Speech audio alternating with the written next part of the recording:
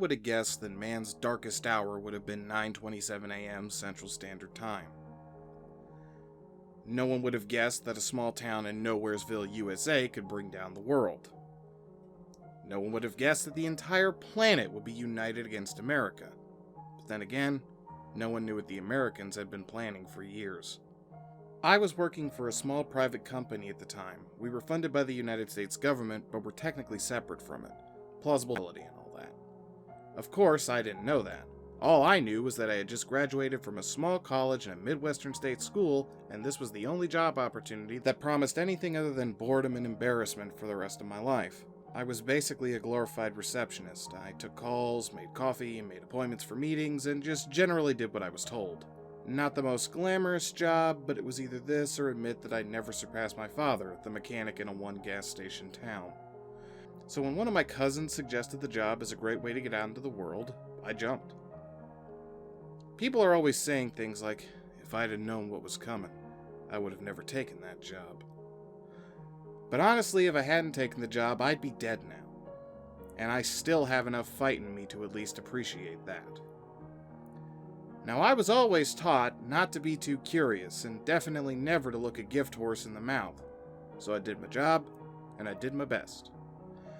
And I didn't ask questions, and I said yes sir and no ma'am. And I got promoted.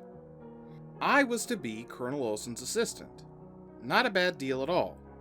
This changed my job description by about 3 words. I was now doing all the same things as before, but I was doing them for the Colonel. He and I developed a rapport. We were both Christian men who had come from small towns and big families. He became the closest thing I had to a friend at the compound, and I feel like I must have meant something to him as well. One day after a meeting, he asked me into his office. I didn't think it would be any different than any other chat we'd had over the past few months. I was wrong. He started by handing me a flash drive, a key, and a cell phone, and if I ever got a message from the cell phone, I was to take the key and unlock the safe in his office. I was then to upload the data from the flash drive onto a laptop that he stored there. After that, I was to read the notes he had left me in the safe and follow their instructions to the letter. Even at the time, I knew this was a cryptic message. Try as I might, I couldn't push it out of my head. I was always raised to be obedient, and I tried not to be curious, but it was too much this time. I tried to access the files on a flash drive one day and locked up my computer. Nothing came of it, and when I called tech support, they were baffled. They ended up transferring the contents of my hard drive to a new computer, which they asked me to kindly be more careful with. I promised them I would treat it with the utmost love, and they laughed and walked away. I slid the flash drive into my back pocket with the key and went home. When I came to work the next day, it seemed normal enough. I was told that all employees would be going through a medical screening that day, and since my name was Albrecht, I would be first. I was receiving a shot from a particularly busty and very friendly nurse when the phone started buzzing. Not my personal phone. The phone. I quickly excused myself to check the text. It was blank. However, it had come from a very familiar number. Colonel Olson's.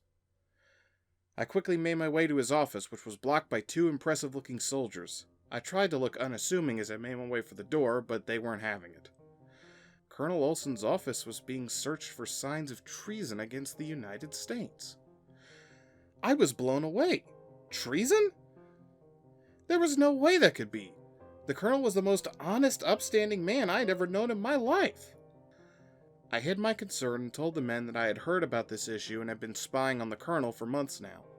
I told them that I had a key to his office safe, and that if I were allowed to enter the room, I would help them with their investigation. The 2 soldiers looked quizzically at each other. They had clearly not been expecting this. I was not the country bumpkin they had expected.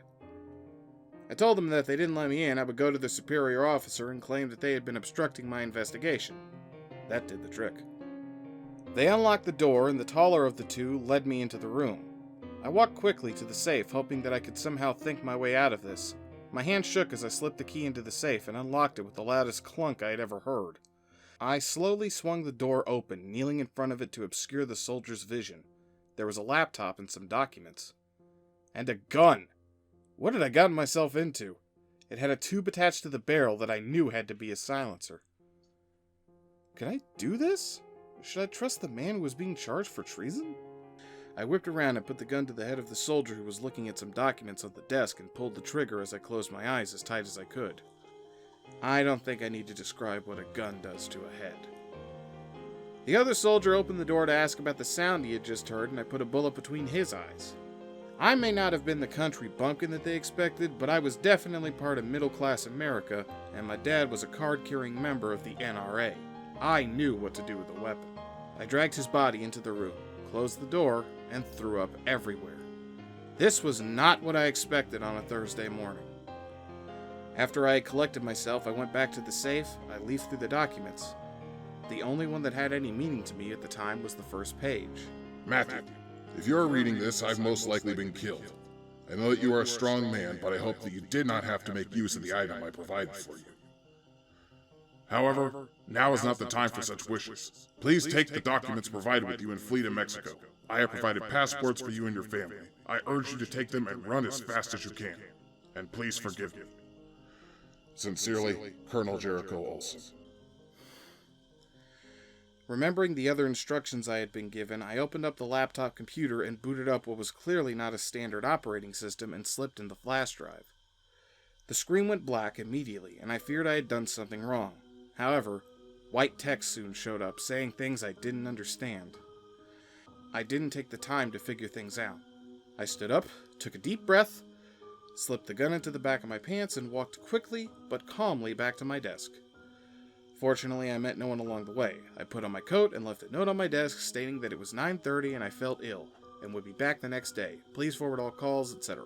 I don't know why I did it. It's not like I could return after leaving 2 bodies in my boss's office.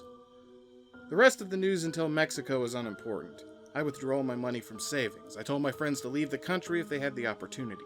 Something big was about to go down. Most importantly, though, I managed to convince my dad and my sisters to come with me.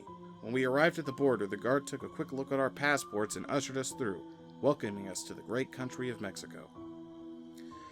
We continued to drive as far south as Mexico City. All along our trip, we heard stories of the strange happenings in the States. The most upsetting thing to hear was that there was no communication from North Dakota, South Dakota, Minnesota, or parts of northern Iowa. I had been working in the city of Sioux Falls, South Dakota. When we reached Mexico City, we finally stopped. I paid for a couple hotel rooms in a nice part of the city, and bought the laptop I'm currently recording this on. The connection to the hotel wasn't good, but the news was worse. Most of the Midwest was gone. Not as in there was no communication, as in when planes flew over it, they couldn't see anything but fire. Ash was falling like snow in Chicago, and Canada had closed its borders. I kept this news from my family. There was no point in scaring them. I just kept the TV on Spanish soaps and told them to try to think of happy things. It was at this time that I decided to take a closer look at the documents the colonel had left for me. It was ugly stuff. My friend the colonel had been doing some dirty things. Apparently the facility I worked in was experimenting on criminals with radiation and other things. I don't even know how to explain. There were reports of things like a lady looking like she had turned inside out and constantly gushing blood until the supplemental bags ran dry. I will include these documents with my story when I've calmed down. The scariest page was a write-up about one patient who had spontaneously combusted and couldn't be put out. He was in constant agony and begged to be killed. It reminded me of the Human Torch. The colonel had denied his request, but told the convict he would do his best to end the pain.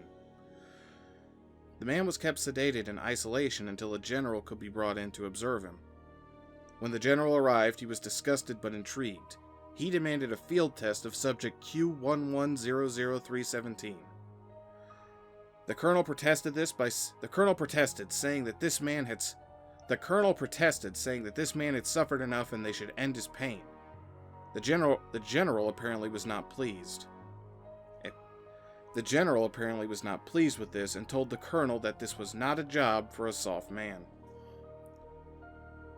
The colonel continued to protest, and the general forced him into the cell with Q1100317. The doctor on hand stopped the sedative feed, and the Human Torch woke up. The details are grisly, and I will post them later, but the colonel did not survive this encounter. Unfortunately, this pleased the general. He ordered a full field test to be prepared for the next week. This man could change the way wars are fought. I've just heard that the United States has been quarantined. No one is allowed in or out. My country is burning to the ground. And I can't escape the smell of smoke.